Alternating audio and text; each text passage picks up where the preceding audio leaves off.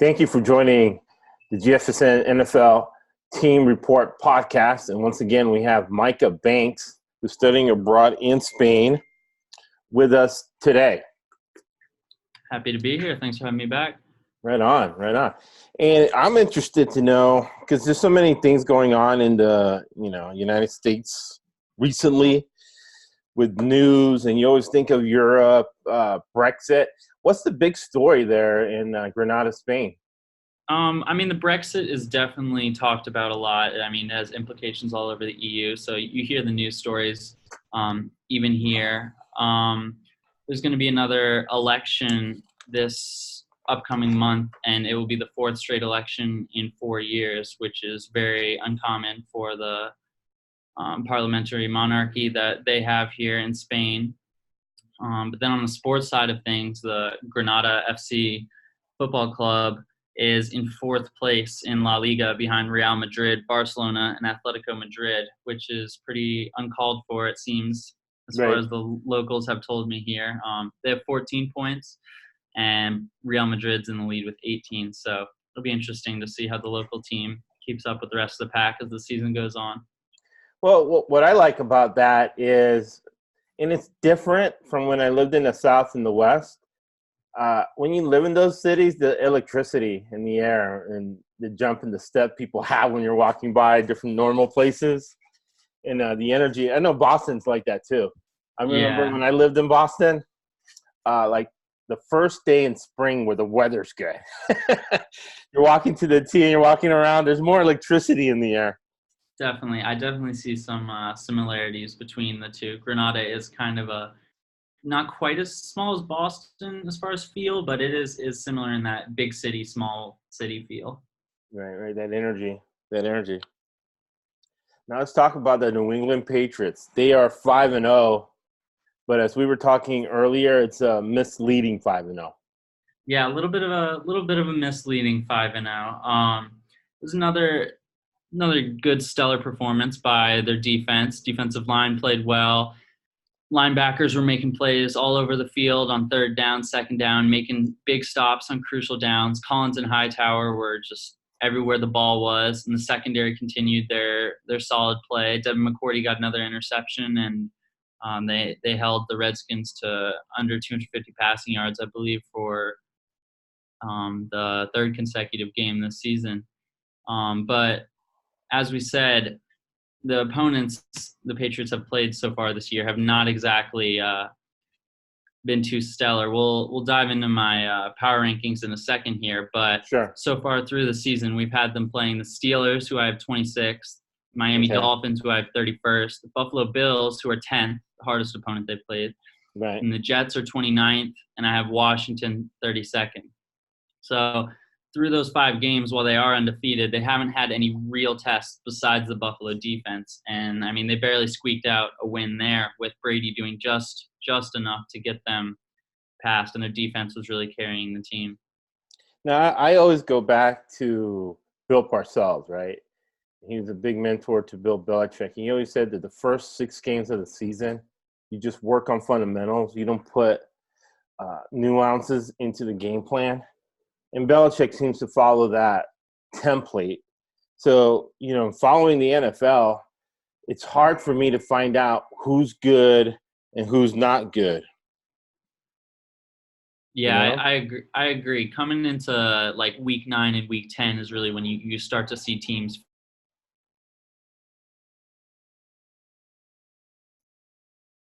the fundamentals are there, like you mentioned. And because of that, we see the Patriots are off to a good start, but there are some worries to be had for the second half of the season when you start facing teams with a decent pass rush like the Bills and see how that'll affect Brady. The receiving core without Antonio Brown now is a little bit lighter. We saw Benjamin Watson just got released today, and that was going to be added to their roster when he returned from their suspension, but it seems like they're going a different way, so they'll have to hope that Edelman can stay healthy, Flash Gordon can be playing at his best, and that James White can somehow get worked back into this offense. So far, we've really seen Sony Michel take the highlight of it, and a lot of you daily fantasy players will be sad to see James White's usage so far this season. He hasn't been the same player that he's been throughout. Whether that's going to continue throughout the season, we'll just have to see. But I think what Belichick likes about James White is he doesn't fumble. Yeah, that is very true. So at this point in the game, season, it's just a matter of not giving games away. And what I see is Belichick and McDaniels opening up the playbook later on in the season with those scenarios that you advised come into play. Definitely. I mean, the division is all but pretty much wrapped up. Lucky for the Patriots, they have one of the worst divisions in football. The Bills are obviously strong, but having the first head-to-head already under their belt, it's hard to imagine the Patriots falling behind the Bills in the standings. So like you said, the rest of the season is just focused on creating an identity and maintaining your health as a team and not showing too much before the playoffs come. Right. And even Buffalo, I congratulate them for winning those games because it would be worse if they lost those games. But like the Patriots, the teams they played, I think they have they're 4-1, and outside of the Patriots, the other teams they played have maybe 1 or 2 wins. Yeah. So it's kind of smoke and mirrors with the Bills as well. So in this kind of, besides the Patriots, it's hard to figure out this season. So what are your top 5 power rankings for the NFL, helping us figure this out? Yeah, so I have the Patriots number 1 solely because of their record and defending Super Bowl champions. I don't anticipate they will end the season up atop the standings. But then after that, even coming off this loss, I still believe Kansas City, just with their offense and when Patrick Mahomes is healthy, I have them number 2. Obviously, he's dealing with a little bit of an injury, whether that be an ankle or a leg. Right. It seems to be a little bit of a conflicting reports. We'll have to monitor his health down the season, but I still find Kansas City hard to beat and almost wanted to put them over the Patriots. And then I have the Saints coming in at number 3, another strong showing for the Saints. And then I have the Seahawks behind them at number 4 after that Thursday night football win over the Rams. That game could have gone either way, but with the way that Russell Wilson is playing with his MVP campaign that he's putting on a show for, it's hard to find anyone that you pick against the Seahawks right now. And then at number 5, I have the undefeated 49ers. They haven't played the toughest teams yet this season, but I mean, their record speaks for themselves. They've grinded out every win that they've gotten, and their defense seems to be like it's for real. And Garoppolo seems to have calmed down a little bit with those early season interceptions and kind of found his comfort back in the pocket after his ACL surgery. Yeah, no, the 49ers are interesting. General manager is John Lynch from Stanford, and he played on the best statistical defense ever with the Bucks back in the day with your Derek Brooks, Simeon Rice, Warren Sapp, that defense. Yeah, you had a bunch of Hall of Famers on that defense. But he knows defense, and it seems like they're playing that Tampa 2, and they're playing it well. It does seem like Shanahan knows what he's doing with the play calling. Right, to complement the defense. And to manage Garoppolo, who is interception prone. Yeah. And I'd like to get your thoughts because, pulling up the Boston Herald, the first thing that came up was Watson, your go-to tight end, who was supposed to mitigate some of the damage done by Gronkowski not being there anymore. Yeah, it'll be interesting to find Belichick's solution to that. So far this season, they'd kind of been staying away from tight end packages. We saw a little bit of some tight end usage versus the Redskins when the offense was kind of sputtering. They opened it up a little bit, had some tight end seam routes run and some tight end post routes. And I think Izzo and another tight end had a couple grabs this game, more so than previous games. But the media hadn't been anticipating what Watson's contribution to the team would be when his suspension was up. And so it came as a surprise today. It seems even by his tweet, it came as a surprise to him that he's no longer with the team. So I'm sure Belichick has some sort of plan, whether that be going another route at tight end or staying away from the tight end packages this season. Right, and I know the fullback's hurt too, so you might be Devlin, he's comfortable out for the with a season. kind of spread air raid type.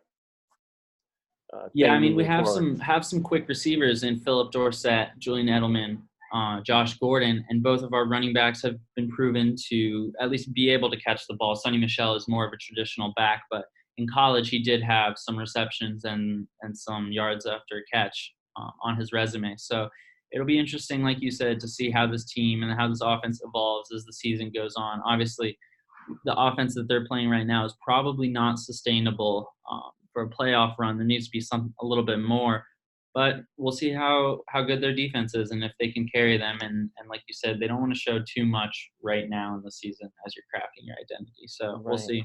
And then, salesmen think short term, businessman thinks long term. When you're watching games and it's really intense, the kicking game comes up. Yeah. And what are your thoughts about the Patriot kicking game and how they might have to be forced? This element of the game is going to be important. Going for two. So those play packages by McDaniel are going to be important. And then the whole concept. We can go into John Lynch. Remember him talking, and Derek Burks kind of say the same thing, because I guess Tony Dungy preached to them this, being ahead of the sticks and behind the sticks.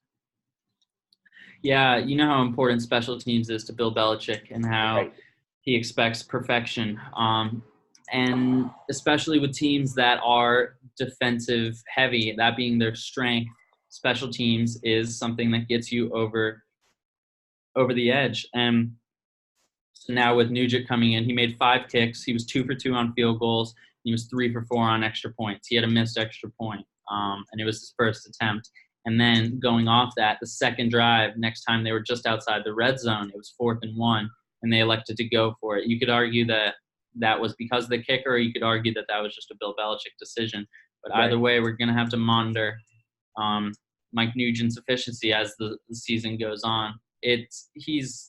He's had a pretty decent career up to this point. He was recently unemployed, so he had some struggles in his career, but yeah, he was unemployed for a reason. Yeah, exactly. It might be a Band-Aid that is able to hold on for the rest of the season. We'll just have to see. But yeah, special teams is very important to defensive heavy teams. So Bill Belichick is hoping that he can get his act together and hold out. Right, and we saw how important that is to a Belichick protege, Mike Rabel, with Tennessee, which basically they lost that game to Buffalo with 4 missed field goals by Kairos Santos. Used to be with Kansas City. Yeah, it's important in today. I see Cairo there back in Spain. Yeah, exactly. After a couple more missed kicks. Right. I mean, it used to be that just field goals were the importance, but now with the extra point being moved back these last couple seasons, we've really seen how big of a difference it's made. I think it was a really interesting decision and beneficial decision by the NFL to switch that up. It really was just uncompetitive plays that guys would get hurt on when the PAT was that close. So I like the adjustment the NFL has made. It's added some extra excitement to plays that meant nothing before. No, absolutely. Absolutely. All right, man. So thank you for joining us. Great information on the Patriots, because, guys like us that own a business or have daytime jobs, it's hard to keep up on every team, man. Yeah. Doing that power rankings, making sense of the NFL, who's good and who's not. And absolutely, making sense of what's going on with those New England Patriots, the evil empire, who are looked to be poised again for another long run and even a shot at the Super Bowl. We will see. All right. Well, we'll see you next week, Micah. Thanks for having me. See you next week.